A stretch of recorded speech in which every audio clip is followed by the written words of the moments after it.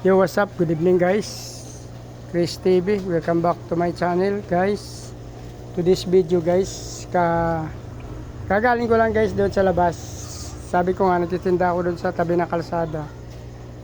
So may dala tayo kanina na 17 balot. So nag-uwi tayo ng ito pa guys, 2, 4, 6, 10. So nakabinta tayo ng 7 balot guys, tsaka isang aquarium. So okay na rin guys, kahit papano kumita rin tayo ng mga nakakumita na rin tayo guys. Nakabinta ako ng 7 balot tsaka isang aquarium. So ito na iwan natin guys, aklimit ko muna bago sila buksan maya maya.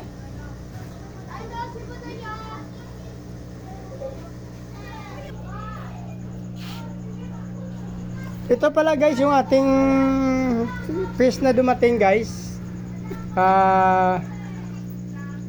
Ganda nito guys, kaso maliit, juvie pa. Ayan guys, oh.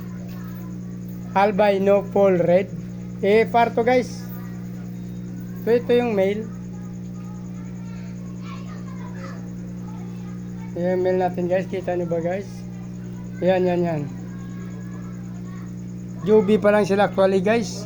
Ito yung ating female. Dalawa.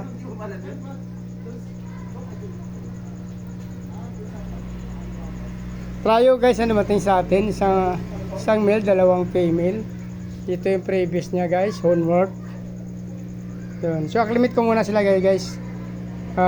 Di ko pa alam kung saan ko sila lagay. Kaya inaklimit ko muna sila dito. Tapos maghanap tayo ng paglalagyan nila. Ito yung homework. Ilalagay na natin dun sa taas.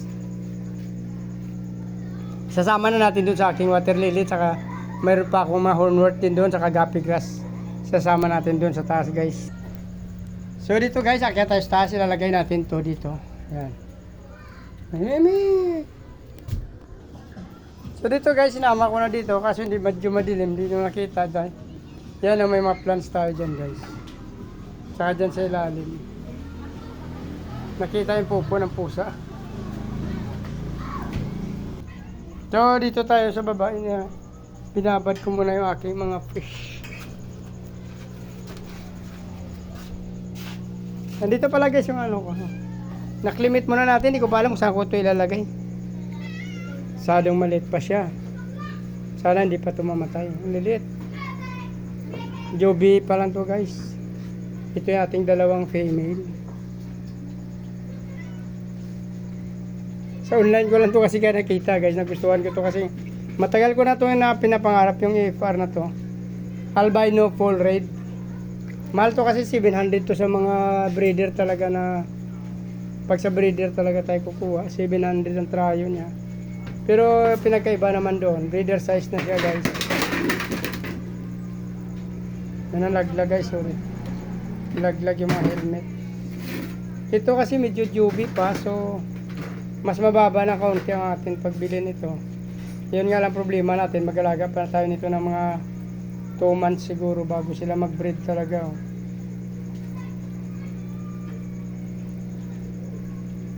Sana hindi mamatay pagdating ng breeder size nila guys. Sayang. Akala ko kasi breeder size. Hindi kasi nakakalagay doon kung ilang inches na siya, kung gano'n nakalaki. So nagbakasakali lang tayo, akala ko breeder size na. Pero yung aking blue panda guys, nanganak na siya eh. After 2 days na sa akin, nanganak na siya.